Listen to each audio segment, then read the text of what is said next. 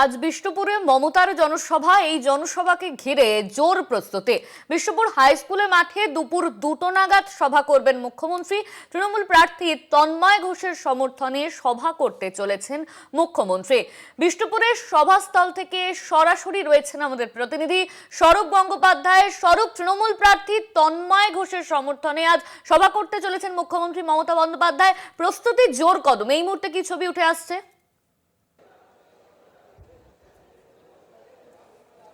একেবারে দেখো অনন্যা, মল্লগড় বিষ্ণুপুরের মাটিতে মমতা বন্দ্যোপাধ্যায়ের রাজনৈতিক জনসভা এবং তৃণমূল কংগ্রেস প্রার্থী বিষ্ণুপুর বিধানসভা কেন্দ্রে তন্ময় ঘোষের সমর্থনে রাজনৈতিক এই সভা বিষ্ণুপুর হাই স্কুল মাঠে অনুষ্ঠিত হবে। আমি যে মাঠে রয়েছি সেখানে সভা হবে দুপুর 2টো নাগাদ। এই সভা শুরু হওয়ার কথা রয়েছে এবং মমতা বন্দ্যোপাধ্যায়ের উপস্থিত হওয়ার কথা রয়েছে এবং এই সভাকে কেন্দ্র করে তৃণমূল কংগ্রেস নেতৃত্ব মুখিয়ে রয়েছেন, কারণ আজকের এই রাজনৈতিক সভা থেকে দলের নেতা কর্মীদের উদ্দেশ্যে তিনি কি বার্তা দেন সেটা শোনার জন্য মুখিয়ে রয়েছেন দলীয় নেতা কর্মীরা। কারণ এই বিষ্ণুপুর বিধানসভা কেন্দ্র তৃণমূলের কাছে সবথেকে বড় একটা চ্যালেঞ্জ বলা যেতেই পারে। কারণ 2021-এর যে বিধানসভা নির্বাচন, সেই 21-এর বিধানসভা নির্বাচনে এই বিধানসভা আসন হাতছাড়া হয়েছিল তৃণমূল কংগ্রেসের এবং জয়ী হয়েছিল বিজেপি।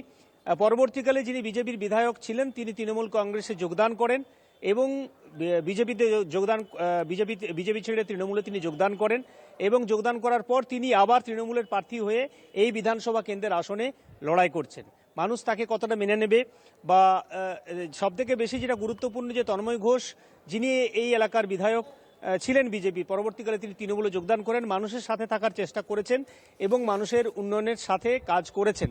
সব মিলিয়ে একটা বড়সড় চ্যালেঞ্জের মুখে তৃণমূল নেতৃত্ব। আমি একটু প্রস্তুতি দেখাবো যে এখানে কি পরিমাণ প্রস্তুতি চলছে। দলীয় নেতাকর্মীরা এখানে হাজির রয়েছেন, এখানে মঞ্চ রয়েছে এবং মঞ্চের পাশেই ডান দিকে বাঁ দিকে দেখতে পাওয়া যাচ্ছে এখানে হেলিপ্যাড করা রয়েছে এবং এই মুহূর্তে একটা চূড়ান্ত ব্যস্ততা তৃণমূল শিবিরের মধ্যেও।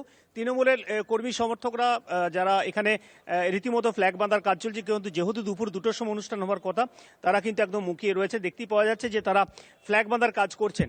আমি একটু তাদের সাথে কথা বলি যে তারা কতটা আজকের এই সভাটা কতটা ইম্পর্টেন্ট তাদের কাছে, আজকের এই সভাটা দলীয় নেতাকর্মীদের কাছে কতটা গুরুত্বপূর্ণ।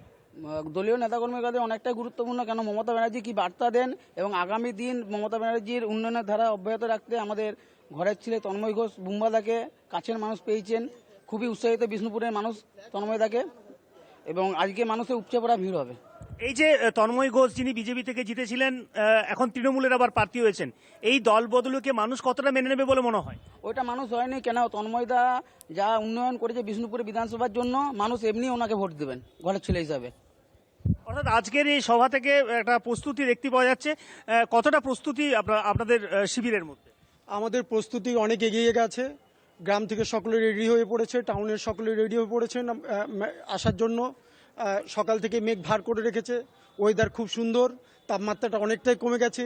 দিদির আশীর্বাদের জন্য অপেক্ষায় রয়েছে বিষ্ণুপুর।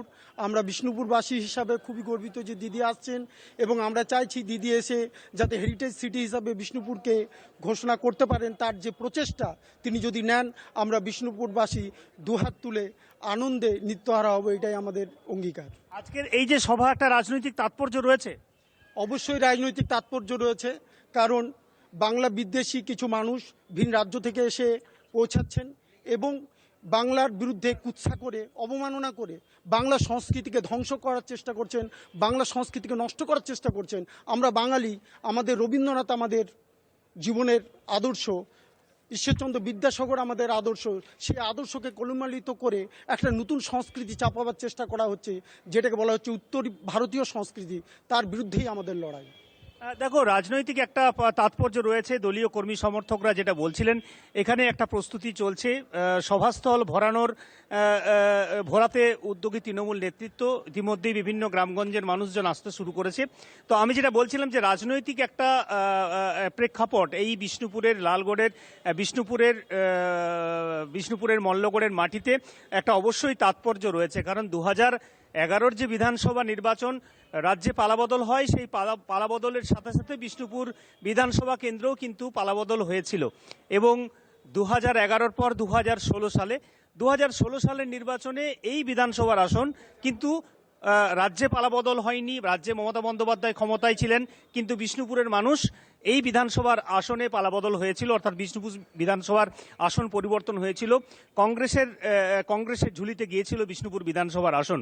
আবার 2021-এর বিধানসভা নির্বাচনে এই বিধানসভা কেন্দ্র, রাজ্যে মমতা বন্দ্যোপাধ্যায় ক্ষমতায় ছিলেন 2000 ক্ষমতায়, কিন্তু এই বিধানসভার আসনে আবার পালাবদল হয়, বিধানসভার আসন পরিবর্তন হয়, চলে যায় বিজেপির হাতে। স্বাভাবিকভাবে এই বিষ্ণুপুর বিধানসভা কেন্দ্র, যেটা দেখা যাচ্ছে যে 2011 সালের পর থেকে কিন্তু বিধানসভা নির্বাচনে মানুষ কিন্তু পরিবর্তন করেছেন।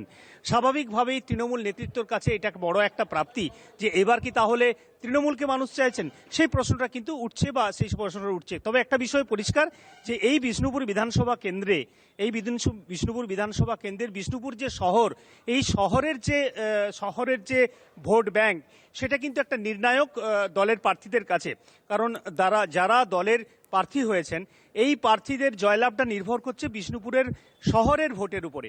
এবং রাজনৈতিক বিশ্লেষকরা মনে করছেন যে বিষ্ণুপুর শহরের ভোট যেদিকে যাবে, যে পক্ষের দিকে যাবে, তিনিই বিষ্ণুপুর বিধানসভার আসনে শেষ হাসি হাসবেন, অন্তত মনে করছে রাজনৈতিক বিশ্লেষকরা। আর যেটা সবথেকে গুরুত্বপূর্ণ সেটা হচ্ছে যে বিষ্ণুপুর বিধানসভার আসনে গত 2021-এর বিধানসভা নির্বাচনে জয়ী হয়েছিল বিজেপি, আর সেই বিজেপির প্রার্থী এবার কিন্তু তৃণমূলের হয়ে ভোটের ময়দানে নেমেছেন। স্বাভাবিকভাবেই এইটা একটা মানুষ দল বদলকে মেনে নেবে কিনা। আর সবথেকে বড় যেটা তৃণমূলের নেতাকর্মী যারা কিছুক্ষণ আগে বলছিলেন যে তৃণমূল কংগ্রেসের যিনি জয়েন করেছিলেন, অর্থাৎ তন্ময় ঘোষ, বিজেপি থেকে তিনি তৃণমূলে এসেছিলেন এবং তিনি মানুষের সাথে কাজ করার চেষ্টা করেছেন, মানুষের জন্য কাজ করেছেন, মানুষের পাশে দাঁড়িয়েছেন। একেবারে ধন্যবাদ তোমাকে। আপাতত থামাতে হচ্ছে। আমাদের সঙ্গে সরাসরি ছিলেন আমাদের প্রতিনিধি স্বরূপ গঙ্গোপাধ্যায়।